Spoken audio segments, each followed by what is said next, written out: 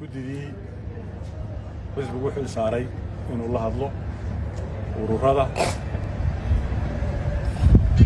kuwii aan soo gudbin iyo kuwa soo gudbayba guddidu wuxuu saaran yahay wax kaloo wuxuu saaranahay siyaasiyiinta madaxa bannaan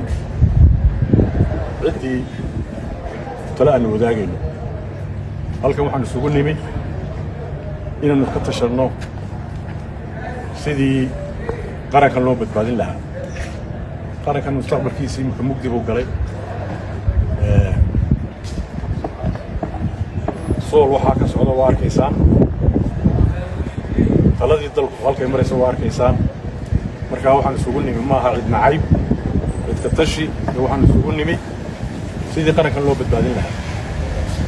waxaan ku faraxsanahay ururadan soo ajiibay ee nagala qayb galay wadahadalkan ubax oo guddoomiyeedi joogo daljir oo guddoomiyeedi joogo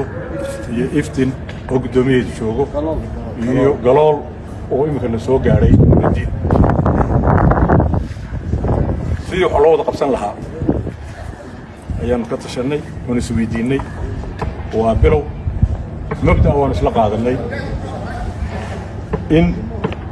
dalkan badbaadidiisa laga wada qayb galo in xuduudda la mideeyo in caqliga la mideeyo